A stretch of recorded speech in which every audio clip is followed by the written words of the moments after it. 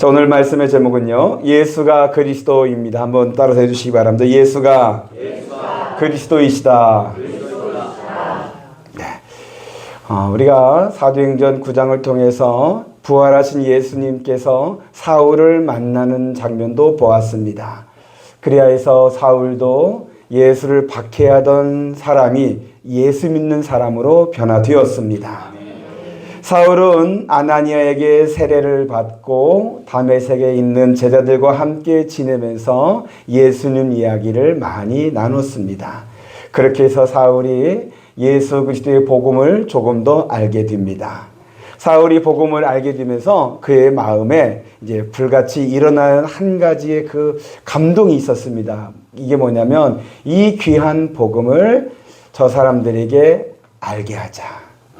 네, 저 유대인들 예수님을 아직도 모르고 부인하고 있는 저 사람들에게 예수 복음을 들려주자라는 간절한 마음이 생기게 됩니다. 그래서 그는 즉시 각 회당으로 가서 사람들에게 선포합니다. 예수님이 하나님의 아들이십니다. 여기서 회당이라는 것은 지금으로 하면은 유대인들이 모이는 교회입니다. 네, 그곳에서 예수님이 하나님의 아들이라고 선포했습니다. 여러분, 이것이 바울이 세상에 선포한 첫 번째 메시지입니다. 그리고 오늘날 교회가 세상에 보여줘야 하고 전해야 할 복음의 메시지이기도 합니다. 저도 여러분의 입에서도 이 말이 나올 수 있게 되기를 바랍니다. 여러분, 예수를 누구로 보느냐가 기독교 신앙의 기준입니다. 예수님이 하나님의 아들이시고 우리의 구세주 그리스도이심을 믿는 것이 참 기독교입니다. 예수님을 선생님이나 아니면 선지자나 아니면 다른 성인으로 보는 것은 기독교 신앙이 아닙니다. 여러분들이 반드시 예수님을 하나님의 아들로 믿으실 수 있게 되기를 바랍니다. 예수님은 하나님의 아들이시기 때문에 참 사람이시기도 하시면서 참 신이시기도 하십니다. 자, 이 내용을 부활절 전주에 제가 말씀을 드렸습니다. 자, 오늘 이 시간에도 지금 사울이 유대 회당에서 전도한 내용을 다시 한번 봅니다. 다시 보는 이유는요, 여기에 우리가 또 놓치지 말아야 할 두 번째 메시지가 있기 때문에 그렇습니다. 이 두 번째 메시지도 기독교 신앙의 핵심입니다. 예수님이 하나님의 아들이시라는 것도 중요하지만 이 두 번째 것도 두 번째 메시지도 정말 중요한 겁니다. 여러분 꼭 들으시고 믿으시기를 바랍니다. 22절의 말씀을 보겠습니다. 22절이요. 다 같이 한 목소리로 봉독하겠습니다. 시작. 사울은 힘을 더 얻어 예수를 그리스도라 증언하여 다메섹에 사는 유대인들을 당혹하게 하니라. 아멘. 자, 여기서 먼저 사울은 힘을 더 얻어라는 표현을 여러분 보시길 바랍니다. 여기서 보면은 사울이 힘을 냈다는 얘기가 아닙니다. 누군가가 사울에게 힘을 줬다는 얘기입니다. 그 누군가가 누굴까요? 부활하신 살아계신 예수님이십니다. 여러분, 이게 사실은 기독교 현상입니다. 우리가 하나님의 뜻에 합당하게 행할 때 하나님께서 힘을 더 주십니다. 그래서 그 십자가, 그 사명, 그 믿음 잘 감당할 수 있도록 하나님이 힘을 주시고 은혜를 공급해 주시는 것이 이 기독교예요. 이 힘을 여러분도 받게 되기를 바랍니다. 근데 사울이 왜 이 힘을 받았냐면은요, 이제 21절에 보면은 사울이 예수가 하나님의 아들이다라고 선포했더니 유대인들이 어떻게 받아들였느냐? 아니, 저 사람이 누구야? 예수를 박해하던 사람이 아니야? 예루살렘에서도 예수 그 이름을 부르는 사람들을 멸하던 사람이고 이곳에 온 것도 예수 믿는 사람들을 잡아다가 대제사장에게 끌어가고자 이곳에 온 사람인데 오늘 왜 갑자기 저런 말을 하지? 하면서 사울의 말을 듣지 않는 거예요. 비방하는 거예요. 심지어는 조롱하는 겁니다. 갑자기 사울이 변하니까 사람들이 어리둥절하는 거죠. 예전에 제가 군대에 이제 갔을 때 이제 군 생활 1년 만에 군종이 되었습니다. 근데 제가 군종이 되기 전까지는 저의 생활이 개차반이었습니다. 신학교 1학년 때 교수님의 참 지혜로운 가르침을 받아서 성경을 부인하게 되고 어렸을 때 믿었던 신앙을 다 잃어버리면서 술과 담배에 빠진 그런 생활들을 보내다가 여기서 벗어나고 싶어서 군대로 도망갔었습니다. 그래서 군대에서도 역시 다른 군인들과 똑같이 술과 담배를 하면서 그렇게 1년 동안 군 생활을 했습니다. 그러다가 1년이 지난 어느 날 하나님의 강권적인 역사하심으로, 그 내용까지 얘기하려면 참 길고요. 정말 강권적인 역사하심으로 제가 군종이 되었습니다. 군종이라는 것은 군대에서의 전도사예요. 이제 군대 교회를 담임하시는 목사님이 계시기도 하신데 그 밑에서 이제 그 교회 전반적인 일을 다 관리하는 이제 전도사예요. 수요일 저녁에는 설교까지도 해야 했습니다. 네, 그런 제가 군종이 되었어요. 네, 그렇게 군종이 되고서 군종 생활을 한 지 한 달 전쯤에, 한 달이 지나고 나서 목사님께서 저를 부르시더라고요. 그러면 부대에서 너에 대한 소문이 안 좋다. 그러는 거예요. 그래서 저 깜짝 놀랐어요. 제가 군종 되고 나서 그렇게 안 좋은 일 한 적이 없는데, 그랬더니 사병들이 저가 우리랑 똑같이 술 먹고 담배 피는 사람인데 갑자기 군종이라고 하면서 앞에서 설교하는 게 참 가증스럽다, 이상하다, 뭐 이런 말이 오간다는 거예요. 그러면서 목사님이 저한테 물었어요. 지금도 하냐? 그래서 제가 말씀드렸습니다. 제가 군종 될 때 다 끊었습니다. 그 강권적인 역사하심이 그것 중에 하나거든요. 그때 하나님이 강권적으로 저를 주장하셔서 그렇게 나를 방황하고 수렁에 빠지게 했던 그 모든 것들을 다 끊게 하셨어요. 그래서 목사님이 그러면 됐다, 계속해라 라고 하셔서 군생활을 군종으로 계속할 수 있게 되었습니다. 그렇게 이처럼 사람이 예수를 믿어서 하나님의 강권적 은혜를 받아서 변화되면요, 세상 사람들이 잘 못 받아들이는 경우도 있어요. 아니, 저가 옛날에 난 똑같았는데 지금은 거룩한 척하네. 지금은 성스러운 척하네. 여러분, 그런 말 들었다가도요, 낙심하지 마십시오. 뒤로 물러가지 마십시오. 네. 하나님께서 원하시는 것은 믿음의 전진이지 믿음의 후퇴와 흔들림이 아닙니다. 21절에 유대인들이 사울에 대해서 그렇게 말을 했어도 이제 22절에 성령 하나님께서, 부활하신 살아계신 예수님께서 사울에게 힘을 주셨습니다. 네.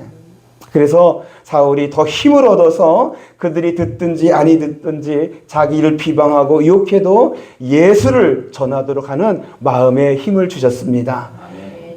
이 힘이 저에게도 여러분에게도 이루어지기를 축복합니다. 찬양 가사 중에 약한 나로 강하게라는 찬양이 있습니다. 제가 지금 감기 중이라 찬양을 안 부를게요. 이해해 주시고요. 가사를 한번 불러드리겠습니다. 약한 나로 강하게, 가난한 날 부하게, 눈먼 날 볼 수 있게 주 내게 행하셨네. 호산나 호산나 죽임당한 어린 양, 호산나 호산나 예수 다시 사셨네. 여러분, 예수 부활이요, 지금 여러분에게도 역사한 줄 믿으시기 바랍니다. 약한 나로 강하게 하시고, 가난한 날 부하게 하시며, 눈먼 날 볼 수 있게 하시며, 나에게 복음의 증인 될 수 있도록 힘주시는 살아계신 주님의 역사가 여러분에게 이루어지기를 예수 이름으로 축복합니다. 이처럼 예수님께서 사울에게 힘을 주시니 사울이 다시 유대인들에게 전파합니다. 그런데 뭐라고 말하냐면은 예수가 그리스도라고 증언하여 라고 말합니다. 여기서 먼저 증언하다는 말은 선포한다는 말과는 좀 다른 내용입니다. 선포는 그냥 외치는 거라면 증언은 입증하는 겁니다. 예수님이 그리스도라는 것을 이제 어떠한 내용으로 설명해주고 이해시키도록 납득시켜주는 말이 증언입니다. 그러면 사울이 예수님이 그리스도라는 말을 어떤 말로 어떤 내용으로 입증했느냐? 그 내용은 없어요. 이게 좀 제가 성경을 보면서 아쉬움이었어요. 그 내용이 있었으면 얼마나 좋았을까? 오늘 제가 설교하기 너무 좋았을 텐데요. 그냥 그 내용을 다시 한번 이야기하면 될 텐데. 그리고 여러분들이 또 예수님이 그리스도라고 사람들에게 이렇게 전도할 때 여기 이 내용을 그대로 말하면 좋을 텐데 해서 그 내용이 없는 게 너무 아쉬웠기도 해서 하나님 왜 그 내용을 안 적어 주셨어요? 라고 잠깐 기도한 적이 있어요. 그랬더니 이런 마음의 감동이 들더라고요. 네가 해라. 그래서 오늘 저는 예수님이 그리스도라는 이 복음을 여러분들에게 지금 증언하려고, 입증하려고 말씀을 전합니다. 여러분, 예수님이 그리스도입니다. 아멘. 다시 한 번 말씀드리지만 이것이 우리 기독교의 핵심 중에 핵심입니다. 아멘. 우리가 믿는 이것을 기독교라고 하죠. 기독교라는 말 자체가 그리스도교라는 말이에요. 기독이란 말은 그리스도를 한자로 음역한 말입니다. 다시 말해서 기독교는 예수가 그리스도임을 믿는 종교입니다. 아멘. 그리고 여러분 12월 25일은 성탄절이라고 하고 다른 말로는 크리스마스라고 하는데 크리스마스라는 말은 그리스도가 세상에 오신 날을 말합니다. 그리고 그리스도인, 크리스찬 같은 단어인데 이 말도 예수가 그리스도임을 믿는 사람들을 그리스도인이라고 합니다. 다시 말해서 여러분들이 크리스찬이고 그리스도인입니다. 그래서 여러분 예수가 그리스도임을 믿지 않는 사람은 기독교인이 아닙니다. 예수가 그리스도임을 믿어야 이제 그리스도인이고 기독교인이고 주의 구원을 받게 됩니다. 오늘 이 설교가 여러분들의 신앙의 기초에 아주 중요한 시간임을 여러분들이 깨달으시고 귀를 열으시기 바랍니다. 졸려오는 것도 여러분들 무릎 꼬집으면서 꼭 들어주십시오. 절대로 놓쳐서는 안 되는 내용입니다. 자, 예수가 그리스도라는 그 말의 뜻이 이제 무엇인가를 말씀을 드리겠습니다. 여러분, 그리스도라는 말은 구약의 메시아라는 말과 같은 단어입니다. 그 뜻은요, 기름 부음을 받은 자입니다. 한번 따라서 해주시기 바랍니다. 기름 부음을 받은 자. 기름 부음을 받은 자. 구약 성경에서 기름 부음을 받은 사람을 세 종류가 있습니다. 첫째는 왕이고요. 둘째는 대제사장이고요. 셋째는 선지자입니다. 근데 메시아, 그리스도는 이 왕, 제사장, 선지자의 이 권한과 능력으로 이 세상을 구원하기 위해서 하나님께서 보내주실 구원자를 메시아라고 부릅니다. 아멘. 다시 말해서 그리스도는 하나님이 보내주신 구원자, 구세주이십니다. 아멘. 한번 따라서 해주시기 바랍니다. 구원자, 구세주. 그 구원자, 구세주가 바로 예수님이시다는 것이 예수 그리스도라는 말입니다. 자, 그러면 예수님께서 어떻게 세상을 구원하셨느냐? 바로 십자가와 부활로 구원하신 줄로 믿습니다. 아멘. 예수님께서 나를 대신하여, 여러분을 대신하여, 세상의 영혼들을 대신하여서 십자가의 죽으심으로 우리를 죄와 사망에서 구원하셨습니다. 그리고 예수님이 부활하심으로 말미암아 그 십자가의 죽음이 죄인의 죽음이 아니라 우리를 구원하는 십자가라는 것을 증명하셨습니다. 예수님이 사망 권세에 이기고 부활하신 것처럼 예수 믿는 자들을 죄와 사망에서 예수님께서, 살아계신 예수님께서 구원하고 계십니다. 그리하여 우리는 더 이상 죄의 종이 아니라 하나님의 자녀로 살게 되는 줄 믿으시기 바랍니다. 이것이 지금 우리의 신앙생활이에요. 여러분은 지금 더 이상 죄의 종으로 사는 게 아니라 하나님의 자녀로 사는 겁니다. 아멘. 그래서 여러분 기도하실 때 이 죄인이라고 기도하시는 건 올바른 내용이 아닙니다. 그것은 겸손한 것처럼 보이지만은 그러나 복음에 입각해서 볼 때 예수 구원을 받았으면 용서받았고 사함받았고 구원받았는데 난 아직도 죄인이라고 말하면 주님 마음이 아프신 거예요. 나 그럼 죄 짓는데요. 그러면 물론 죄는 짓기도 하죠. 주님은 알고 계셔요. 근데 그것까지도 주님은 주의 보혈의 능력으로 다 사하시고 용서하십니다. 정 여러분들이 나는 의인입니다. 그렇게 말하기 좀 멋쩍고 좀 미안하고 죄송스럽다면은 저는 용서받은 의인입니다. 사함받은 의인입니다. 여러분 절대 여러분 스스로를 죄인이라고 취급하지 마십시오. 예수 구원으로 죄에서 여러분들이 구원받았습니다. 그리고 여러분들 하나님의 자녀인 줄 믿으시기 바랍니다. 그리고 결국에는 예수님께서 우리를 사망에서 영생으로 구원하십니다. 사망이란 말은 죽은 자가 망한다는 것으로 영벌을 받아 지옥에 떨어지는 것을 말합니다.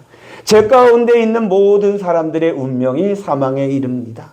그래서 죄 가운데 살다가 죽은 사람들에게는 명복을 빈다든지 뭐 다른 어떤 말을 해도 사실은 크게 효과는 없습니다. 그러나 예수 믿어 구원받은 사람들에게는 이 사망의 운명에서 예수님께서 구원하셔서 영생으로 구원한 줄 믿으시기 바랍니다. 영생은 천국으로 올라가 영원한 하나님의 나라에서 하나님과 함께 살게 됨을 말합니다. 예수 그리스도께서 우리를 이렇게 구원하셨습니다. 그래서 예수님이 우리의 구세주 그리스도입니다. 예수님이 그리스도라는 내용이요. 그러면 성경에 나와 있느냐? 많이 나와 있습니다. 신약 성경은 예수님이 그리스도라는 내용을 계속 증언한 것이고요. 예수님이 오시기 전에 기록되어져 있는 구약 성경도 예수 그리스도를 많이 증거하고 있습니다. 제가 몇 가지만 말씀을 드리겠습니다. 여러분도 잘 알고 있는 성경 말씀, 이사야 선지자가 예언했던 말씀, 이사야 53장 5절 말씀입니다. 한번 보시고요. 제가 읽겠습니다. 그가 찔림은 우리의 허물 때문이요 그가 상함은 우리의 죄악 때문이라. 그가 징계를 받음으로 우리는 평화를 누리고 그가 채찍에 맞음으로 우리는 나음을 받았도다. 아멘. 이 말씀은 예수 그리스도의 고난과 십자가의 죽음을 의미합니다. 예수님의 찔림과 예수님의 맞음과 예수님의 죽음은 우리를 위함이었고 예수님의 고난과 죽음으로 우리가 구원을 받았다라고 말씀하고 계십니다. 그리고 여러분 창세기에 보면은 아담과 하와가 하나님의 말씀에 불순종하여서 죄를 범했을 때 하나님께서 벌을 내리시는 내용이 나옵니다. 그 중에서 뱀에게 하나님께서 이렇게 말씀하십니다. 너와 여자의 후손이 원수가 되고 너는 여자의 후손의 발꿈치를 상하게 할 것이지만 여자의 후손은 내 머리를 상하게 할 것이다.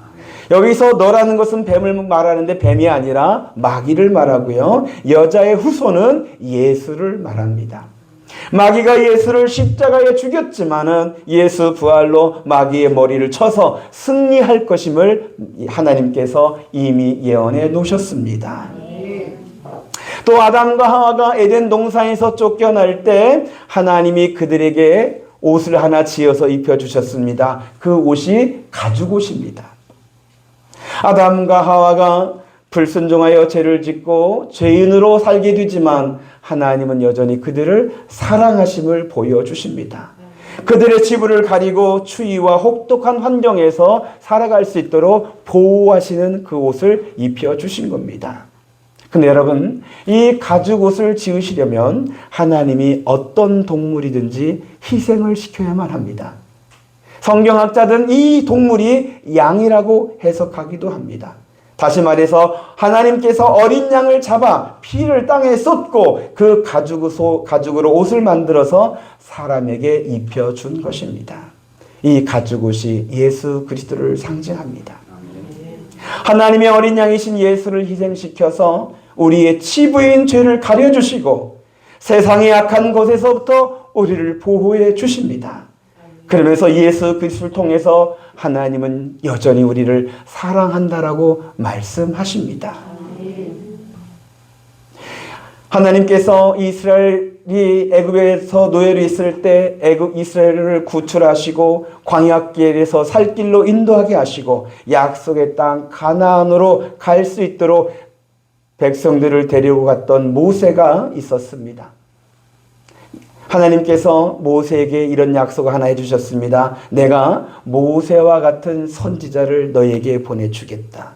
너희를 구원하고 너희를 인도하고 너희를 영원한 하나님의 나라로 약속의 땅으로 데려갈 그 선지자를 너에게 보내주겠다라고 하나님께서 약속하셨습니다. 그 약속한 모세와 같은 선지자가 바로 예수님이십니다. 예수님이 우리를 죄에서 구원하고 광야 같은 이 세상에서 우리를 생명의 길로 인도하고 약속의 땅인 영원한 하나님의 나라로 우리를 이끌어 가신 줄 믿으시기를 바랍니다. 모세는 가나안 땅만 바라보고 들어가지 못하였지만은 그러나 하나님의 아들이신 예수님은 저와 여러분들을 능히 약속의 땅 하나님의 나라로 데려갈 줄로 믿으시기를 바랍니다. 이렇게 약속되고 예언된 그리스도가 예수님에게서 실현되었습니다. 예수님은 하나님이 약속하고 예언하신 메시아 그리스도이십니다. 이 예수님을 그리스도로 믿으시기를 바랍니다. 그렇다면 여러분들이 예수님이 그리스도이신 것과 나와 무슨 상관이 있는가를 이 시간에는 한번 더 살펴보도록 하겠습니다. 먼저 여러분, 예수 그리스도와 나와 아무 상관이 없다. 나는 그냥 내 방식대로 그냥 내가 원해놓은 대로 살겠다. 이런 생각은 여러분들이 하지 않기를 간곡히 부탁을 드립니다. 왜냐하면요, 성경을 보니까 귀신이 예수님한테 한 말이 이런 말이더라고요. 당신이 하나님의 아들이신 거 내가 압니다. 당신이 그리스도라는 걸 내가 인정합니다. 그러나 나와 무슨 상관이 있습니까? 나를 그냥 내버려 두십시오. 귀신이 그렇게 말을 합니다. 여러분, 혹시나 여러분들의 신앙이 귀신과 비슷한 신앙을 혹시 갖고 있지는 않는가 자신 한번 돌아보시기 바랍니다. 예수님에 대해서 여러분들이 설교를 들어서 알아요. 예수님이 하나님의 아들이시고 그리스도인이라는 걸 여러분들 알아요. 그런데 나와는 상관없어요. 그냥 나는 내 방식대로 살게요. 여러분, 그것은 귀신의 신앙이에요. 그것은 구원받는 신앙이 아닙니다. 예수님은 귀신을 꾸짖어서 쫓아내셨습니다. 예수님이 환영하는 신앙이 아닙니다. 저와 여러분들의 신앙이 귀신의 신앙에서 나와야 합니다. 예수님과 관계가 맺어져야 합니다. 그럼 어떤 관계를 맺어져야 하느냐? 예수 그리스도란 그 단어에 힌트가 있습니다. 그리스도라는 말이 뭐였습니까? 구세주란 단어였습니다. 구세주. 구세주란 이 단어는요, 두 가지의 의미가 합성되어 있습니다. 하나는 구원자이고 또 하나는 주인입니다.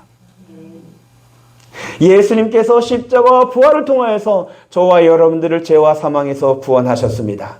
여러분들이 예수를 믿음으로 말미암아 주의 은혜로 말미암아 여러분들이 주의 구원을 다 받게 되는 줄 믿으시기 바랍니다. 이것이 여러분들이 예수님과 맺는 첫 번째 관계입니다. 이거 정말 중요합니다. 그러나 또 하나의 관계가 있습니다. 그것은 주인입니다. 나를 구원하신 예수님과 여러분들이 예수님을 여러분의 주인으로 모시는 겁니다. 주인으로 모시라니까 별로 마음에 안 들죠? 내 인생은 나의 것인데, 내가 나의 주인 되고 싶은데 예수님이 나의 주인이 되라 하시니 여러분 잘 들어보시기 바랍니다. 한번 그림 하나 보시기 바랍니다. 그림 보면은요, 왼쪽에 그림 공통점은 뭐냐면 원 안에 의자가 하나 있습니다. 그 의자는 내 마음에 나의 주인이 앉는 의자입니다.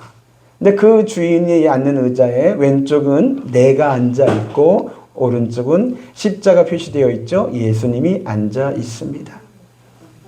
여러분, 이 그림은 사형리라는 전도에서 사용하는 그림인데요. 일반적으로 세상의 사람들은 왼쪽 그림과 같은 모습으로 살아갑니다. 원 밖으로 예수님을 아예 내치는 사람도 있고, 아니면은 교회 다니는 사람들 가운데는 원 안에, 자기 영역 안에 예수님을 모시기도 하는데, 그냥 내 의자에는 내가 앉고 예수님을 의자 밑으로 그렇게 놓고서 필요할 때 예수님을 부르고 내가 원하고 도움이 바라는 것들만 이렇게 받는 모습으로 신앙생활 하는 사람도 있습니다. 그것은 예수 그리스도를 믿는 신앙이 아닙니다. 그것은 예수 구세주, 나의 주인으로 모시는 신앙이 아닙니다. 이런 사람들은 자기를 위해서 자기가 원하고 바라는 것들을 얻기 위해서 교회를 다니는데 이거 아닙니다. 진짜 예수 그리스도를 믿는 신앙은 오른쪽입니다. 여러분들의 주인이 앉는 의자에 예수 그리스도가 계시는 겁니다. 그리고 그 아래에 내가 있는 겁니다. 그래서 나는 주인이신 예수님의 명령에 복종하고 순종하고 온 마음 다하여 온 정성 다하여 예수님을 섬기는 겁니다. 마음에 안 드십니까? 그래서 제가 이 부분을 어떻게 설명해야 할까? 어떻게 하면 좀 더 확실하고 명확하게 설명할 수 있을까? 묵상하던 중에 이런 게 생각이 났어요. 여러분, 조선시대에 태평성대가 있을 때는 어느 때냐면 정말 좋은 성군이 다스릴 때가 태평성대입니다. 예를 들면 세종대왕 같은 성군이 다스릴 때 우리나라가 조선이 태평성대를 이뤘다라고 말을 합니다. 누가 다스리냐가 정말 중요합니다. 근데 여러분 자신이 주인 되는 거 좋을 것 같죠? 그런데 여러분 한 치 앞도 모르는 게 우리 모습이고 정말 할 줄 아는 게 별로 없는 게 우리 자신인데 내가 주인 돼봤자 내 인생 별로 좋을 거 없어요. 진짜 성군이 나를 다스려야 내 인생이 태평성대 돼요. 근데 여러분 예수님이 진짜 성군인 거 어떻게 하냐고요? 여러분 지금까지 제가 계속 강조해 말씀드렸잖아요. 예수님이 하나님의 아들이시잖아요. 그러면 능력이 이미 검증된 거잖아요. 하나님의 아들의 그 능력, 권능 갖고 계신단 말이에요. 그리고 그 예수님께서 나를 위해서 십자가에 죽으셨단 말이에요. 그만큼 그런 성전을 가지신 분이 어디 있겠어요? 나를 그만큼 사랑하는 분이 어디 있겠어요?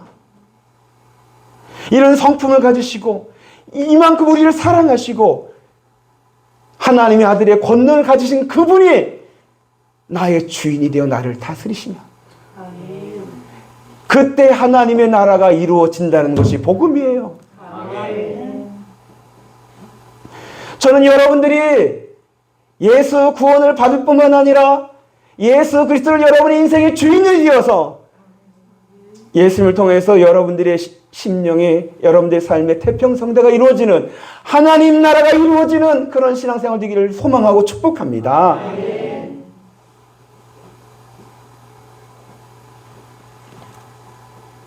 주님께서 이루고 싶으셨던 하나님의 나라가 지금 여러분 가운데 이루어질 수 있습니다. 여러분의 가정 가운데 이루어질 수 있습니다. 우리 교회 가운데 이루어질 수 있습니다. 자꾸만 내가 내 인생의 주인들을 했던 것들을 내려놓고 예수님을 여러분의 주인으로 모시고 섬기고 주의 말씀에 순종하며 살아가 주시기를 부탁드립니다. 이것을 다른 것으로 표현하면 우리 교회의 표어인 나는 죽고 예수가 사는 겁니다. 또 그 말이군요. 저는 저희 교회 표어가 너무 좋습니다. 우리 신앙생활을 정말 정확하게 가장 분명하게 바르게 기록한 것이 우리 교회 표어라고 저는 봅니다. 나는 죽고 예수가 여러분의 심령 안에 사십시오. 예수님이 여러분의 주인으로 역사하시는 그 순간에 여러분에게서 예수 향기가 나타날 뿐만 아니라 주님이 주시는 하나님께 주시는 은혜와 은총을 여러분들이 누리게 될 줄로 믿습니다. 이제 말씀의 결론 맺겠습니다. 사랑하는 성도 여러분, 하나님께서 약속하시고 예언하셨던 그리스도 메시아, 그 그리스도가 바로 예수님이십니다. 한번 따라해 주시기 바랍니다. 예수님이 그리스도이시다. 예수님이 여러분들의 그리스도로 믿으십시오. 예수 구원을 받으십시오. 예수님을 여러분의 주인으로 모십시오. 그래서 예수님께서 이루시는 하나님의 나라를 누리며 사시길 바랍니다. 그리고 이 기쁨을, 이 좋은 것을 여러분들의 사랑하는 가족들에게, 이웃들에게 증거하고 나타나고 전할 수 있는 복음의 증인들이 다 되시기를 우리 주 예수 그리스도 이름으로 축복합니다. 아멘. 기도하겠습니다. 아버지 하나님 감사합니다. 저희를 사랑하셔서 하나님의 구원자 구세주를 약속해 주시고 그 약속하시고 예언하신 대로 예수님에게 저희의 그 약속을 이루어 주심을 감사합니다. 예수님이 하나님이 약속하신 그리스도이심을 저희들이 믿습니다. 예수 십자가와 부활로 저희를 죄와 사망에서 구원하시고 하나님의 자녀가 되게 하시고 영생의 구원을 이루어 주신 줄로 믿습니다. 이제 이 예수님을 저희의 주인으로 모시기 원합니다. 예수님, 저희 안에 주인이 앉는 보좌에 예수님 앉아 주옵소서. 저희의 주인이 되어주셔서 저희 길 가운데서 친히 역사하시어 저에게서 예수 향기 나타나게 하시고 하나님께 영광 올려드리며 하나님의 뜻이 이루어지는 저희들의 신앙생활이 되게 하여 주옵소서. 이것이 하나님의 나라인 줄로 믿습니다. 하나님의 나라가 우리 성도들의 심령 가운데, 가정 가운데, 우리 양문교회에 이루어지게 하여 주옵소서. 우리 구주 예수 그리스도의 이름으로 기도합니다. 아멘.